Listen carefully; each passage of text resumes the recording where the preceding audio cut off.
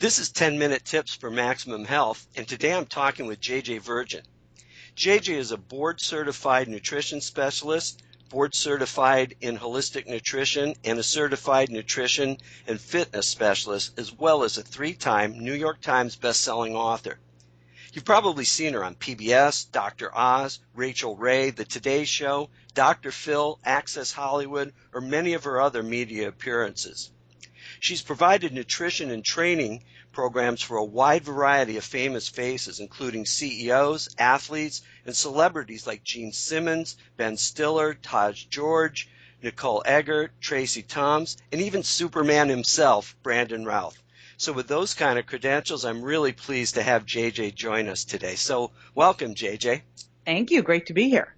Well, very good. So I have one question for you, and that is, what is the single best thing you'd recommend people do for maximum health benefits right now?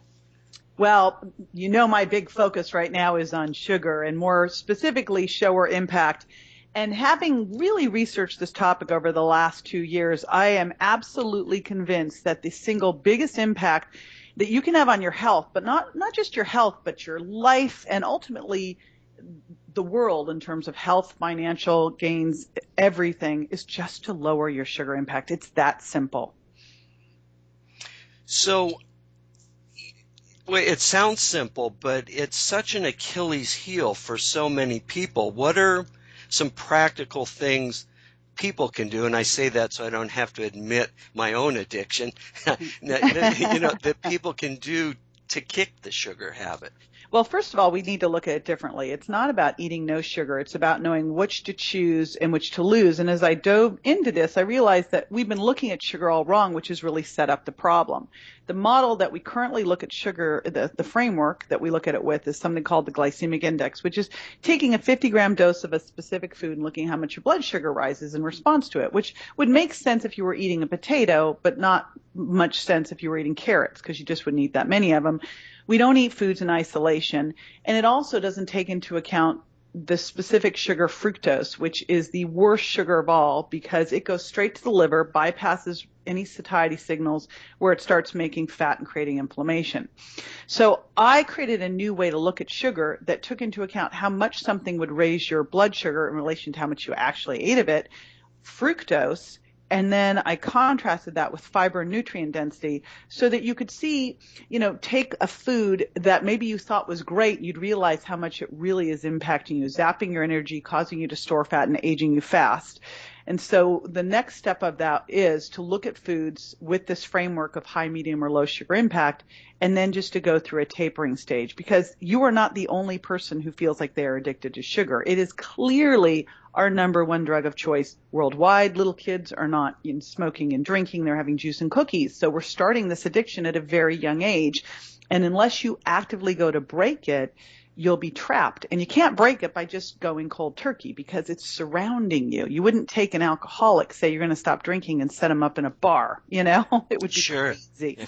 Yes, so you've got to taper down and start to become first aware of where all the places sugar is sneaking into your diet, and then to start to make some simple swaps where you taper your sugar impact to make this transformation. So something you said is very intriguing, that there's really 3 different levels of sugar impact. And to know how to taper down, can you give me a couple examples of those types of foods you mentioned that people think are good for them but actually have a big impact sugar-wise? Well, where we really got in trouble was about 20, 30 years ago when Ancel Keys made fat the villain for heart disease, discredited John Yudkin, who said it was the sugar, and we started pulling all the fat out of foods. We pulled the fat out, we put the sugar in, or artificial sweeteners, which are actually worse. And so you look at a lot of the products out there that say fat-free or no sugar added, and the fat-free ones generally have sugar artificial sweeteners. And like a fat-free dressing, for example, basically has a teaspoon of sugar per tablespoon of salad dressing. And here you are eating a salad trying to do a good thing, yet you've got this, fat-free raspberry vinaigrette. You've got dried fruit, which is candy. You've got glazed walnuts. Glaze is used on donuts. Let's make that connection. And then maybe a teriyaki chicken. And so you put that whole thing together and you just turned a salad into a sundae. You're having a green drink thinking, hey, it's great, I'm getting in my vegetables. But if you look at a lot of the popular green drinks out there, they've got carrots, they've got beets, they've got apple juice. They've got more sugar than a soda. It's crazy. And then you look at something like wheat bread, because we're taught, we're told we should be eating whole wheat bread. But in reality, and this is where the impact side of it becomes so important, 2 pieces of whole wheat bread raise your blood sugar more than 6 teaspoons of sugar. So that's the real problem, is we're being duped by misinformation. You can actually put no sugar added on a label and use apple juice concentrate, which is more fructose than high fructose corn syrup. And someone will think they're doing a great thing, but they're actually toxifying themselves, right? Right. Yeah. Well, that's really fascinating. I think most people tend to associate sugar and too much snacking primarily with weight gain. But what are some of the other health issues that can be created by taking in the amount of sugar that most of us do every day? Well, it's a key factor in 70 different diseases. I mean, the big ones, heart disease and stroke and dementia and diabetes and cancer and osteoarthritis. But those develop over time. You're not going to eat some sugar and get cancer the next day. Really, we've got an early warning system in our body, and that's our energy levels, our focus, our mood, gas and bloating, our waistline, our appetite, our cravings, our ability to drop fat. Those are what we really should be looking at. That's really an indicator of how high your sugar impact is and how much you can tolerate. It's different for everybody. That's a key point here is people ask me all the time, well, how much should I eat? And I go, it really depends on your personal chemistry lab, your metabolism. You might find that you do best going low sugar impact. That's how I live. Some people can go low sugar impact with some medium sugar impact foods added in every day.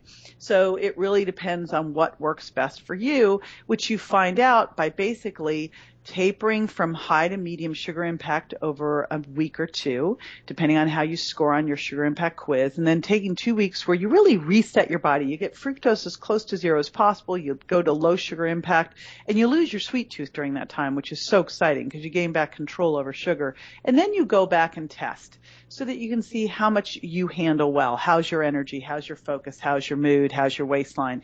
Because if you eat something and your blood sugar goes up, and doesn't come back down again, or you eat something, get inflamed, or your energy crashes, why would you want to do that?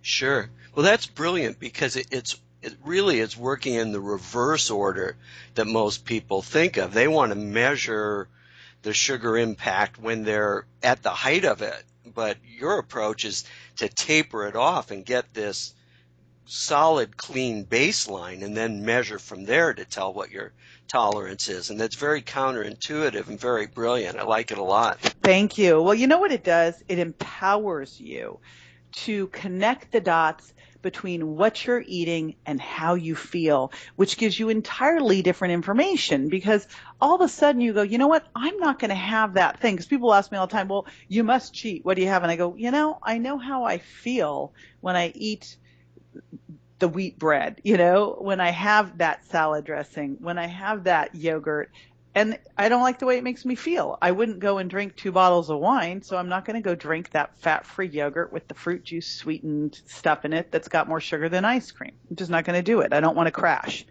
Yeah, so that's interesting too. It's another very interesting juxtaposition. If instead of thinking of it as cheating, you think of it in terms of how bad you feel when you do something, it makes it. It's not like, gee, I really wish I could cheat and have this, because you're not going to say, wow, I really wish I could feel bad again. It's just a brilliant little twist. Well, this has been absolutely fantastic, and I know you've got a ton more to share. So how do people go about finding out more about you and what you do?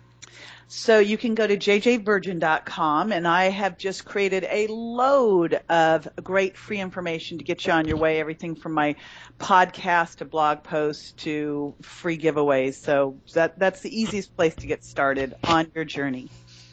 Well, that's great. So, JJ, I want to thank you. You packed a ton of information into this very short time that we have, and it's just great, and it's really inspired me to stop putting hot fudge on my salads. Way to go, Bob. It really has been fantastic. Thank you so much. Thank you.